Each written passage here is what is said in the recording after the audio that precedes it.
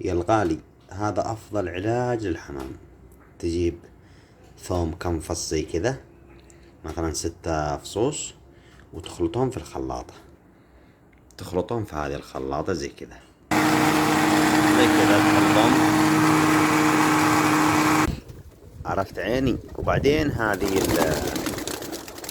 الثوم، عرفت، تحطها فوق الأكل، فوق هذه كله، فوق الأكل هذا كامل. بترشه برويك الحين طريقة شوية إن شاء الله، وبتكون الأمور طيبة مرة. أفضل علاج للحمام إن شاء الله يا رب.